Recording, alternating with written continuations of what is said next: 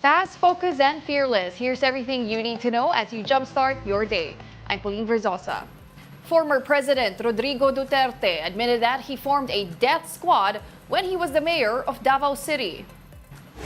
In the Senate hearing yesterday, Duterte said his death squad helped him fight crimes in the city. The former president, however, was flip-flopping his statements about it. Duterte initially said the death squad did not involve the police, but he later claimed that former Davao City Police Chief and now Senator Bato de la Rosa was a part of it. He then downplayed his statement on having a death squad. May sarili kayo ngayong tinayo na hit squad? Is that what you're trying to tell us? Para hindi po kami nalilito po. I mean, can we be very clear? Hindi naman death squad.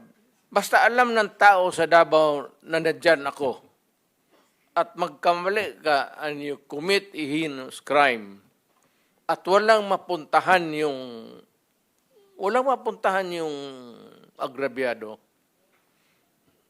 ako yan. Duterte also clashed with opposition Senator Risa Ontiveros during the hearing. Ontiveros triggered the former president when she asked him about taking responsibility for some extrajudicial deaths. Duterte eventually apologized to the senator and said he was a, quote, bastos at walang hiya.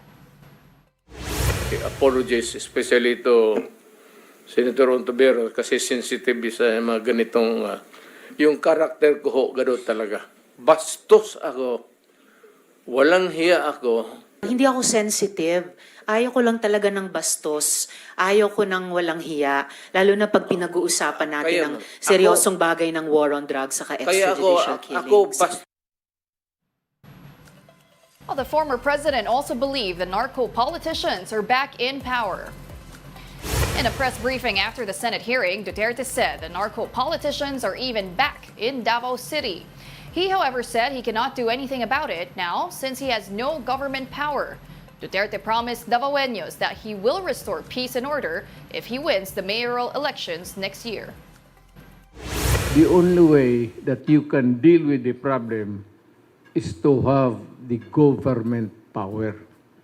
Hawak mo ang pulis at anong gusto mong mangyari dyan sa syudad mo, nasusunod.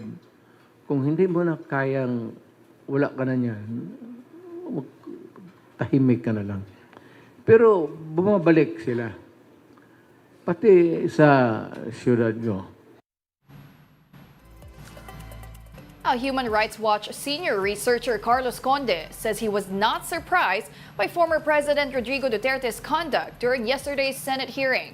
Here's an excerpt from his interview on The Big Story. What were your biggest takeaways, or what about the hearing stood out to you? Well, the one thing is that it was not surprising that Mr. Duterte behaved the way he did. And I think that's to the benefit of a lot of people, particularly the victims, because he said a lot of things today that might be useful in attempts to bring him to justice. You know, he admitted having his own death squad. He admitted, inducing police officers to commit crimes, things like that. So, in that sense, this was the hearing was, I would say, very revealing. On the other hand, though, I think the Senate was hijacked by this person. He basically ran away with it. He controlled practically the flow of the conversation, and the senators were not given much chance to question him in very significant ways.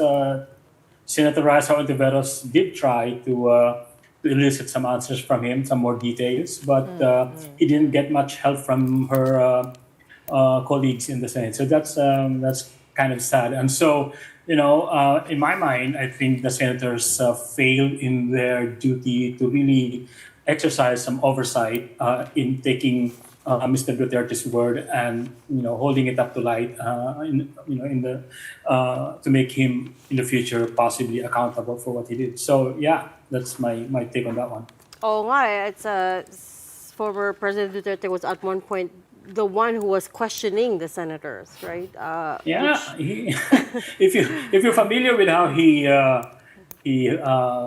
held press conferences when he was in power, it sounded like that a lot. So and the cursing and the use of expletives at every turn, they couldn't get a hold. They couldn't, control that.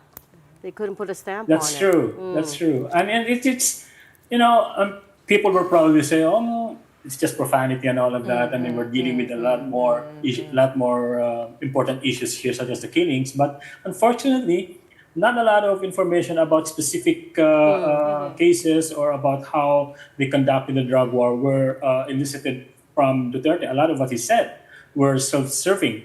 And I forgot to mention earlier that, in fact, this is actually kind of the design by Senator Bato de la Rosa and Senator Bongo to hold this hearing. Because keep in mind, they were the ones who wanted this to happen. And as we saw today, they pretty much gave the Senate hearing as a platform for Mr. Duterte and for Mr. de la Rosa himself, who is a respondent in many of these, to stick to their own narrative.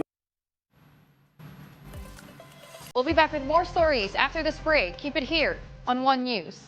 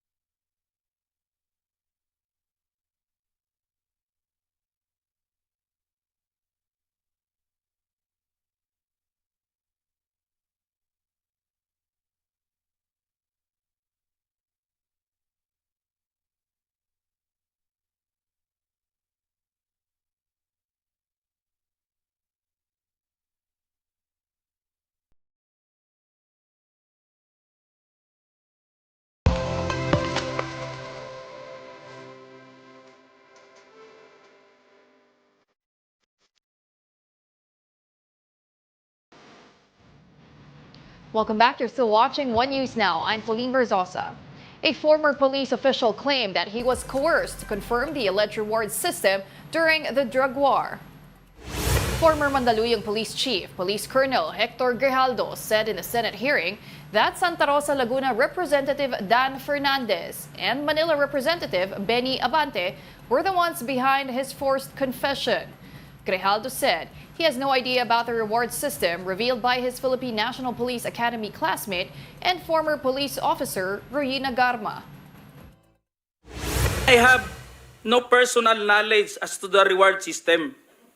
Additionally, I said, the work of the policeman are noble and requires great sacrifice, even without the reward or award. It is our moral obligation and a call of duty to serve our country and people. Meanwhile, Malacanang refutes former President Duterte's claim about crimes. Duterte told senators yesterday that crimes remain rampant in the Philippines. But Executive Secretary Lucas Bersamin says there is no truth to this as crimes have declined. He also notes that they have achieved peace and order without setting aside basic human rights. In other news, some areas are placed under signal number 1 as severe tropical storm Leon is now nearing typhoon category. And let's get more information about this from our mobile journalist Francis Orsho, who joins us live this morning. Francis, gaano na ba kalakas si severe tropical storm Leon? Yes, Pauline, ito ang sentro o mata ng bagyong Leon ay slightly nag-intensify according to Pag-asa but still nananatili siya sa severe tropical storm category at patuloy na binabaybay itong direksyon patungong northwestward dito sa may Philippine Sea. But as of 5 in the morning, Pauline, nananatiling nasa layong 645 kilometers sa may silangan ng Tuguegarao City sa Cagayan itong mata o sentro nga ng bagyong Leon. At ito nga, patuloy yung pagdami ng mga lugar na itinataas sa tropical cyclone wind signal number 1. At sa ngayon nga ay dumami pa yan, kabilang na sa signal number 1 ang Batanes, Cagayan, kabilang ang Babuyan Islands, ang Isabela, Quirino, Nueva Vizcaya, Apayao, Kalinga, Abra, Mountain Province, Ifugao, Benguet, Ilocos Norte, Ilocos Sur, La Union, Aurora, ang northern portion ng Quezon, kabilang ang Polillo Islands, Camarines Norte, eastern portion ng Camarines Sur, Catanduanes, eastern portion ng Albay, northeastern portion ng Sorsogon, ng northern Samar at northern portion ng eastern Samar. Pauline. Okay, Francis, posible pa rin bang maglandfall itong si severe tropical storm Leon? Sa ngayon, Pauline, based sa track and intensity forecast ng Pag-asa, mababa pa ang chance na magkakaroon ng landfall scenario ito nga mata ng bagyong Leon. Pero dahil sa tinutubok na direksyon nito ng northwestward, habang papalapit yan ng papalapit dito sa may northern Luzon, lalong-lalo na sa may area ng Batanes, ay hindi pa rin inaalis or nire-rule out ng Pag-asa yung possibility na baka nga sumadsad or tumama sa lupa sa may na Batanes Islands itong sentro pumata ng bagyong Leon. Pero inaasahan natin sa mga susunod na araw ay yung posibilidad na mangyayari yan. Okay, Francis, kailan naman inaasahang aalis ng Philippine Area of Responsibility itong si Leon? Magiging maulan ba buong linggo? Yes, Pauline, base sa latest track and intensity forecast nga ng Pag-asa, inaasahan natin na lalabas ng Philippine Area of Responsibility itong bagyong Leon by Thursday or Friday. Pero kahit na makalabas yan, dahil nga nakikita pa rin talaga natin yung malawak din na kaulapan na sakop nito, ay makakaranas pa rin ng malalakas na bugso ng hangin itong mga nasa hilagang Luzon. Kaya ngayon pa rin kaya hanggang ngayon ay pinaghahanda na rin, Pauline, ng Pag-asa itong mga nasa areas na to sa northern Luzon dahil ito talaga yung inaasahang makakaranas ng malalakas na palo ng hangin dahil dito sa bagyo. Okay, maraming salamat para sa update na yan. That was mobile journalist Francis Orsho. Now, bus trips from Metro Manila to Bicol remain suspended at PITX. The LTFRB ordered the suspension except for those trips for relief operations. This as several areas in Milaor and Naga City in Camarines Sur remain flooded. Passengers call on authorities to allow a few trips for them to be with their families.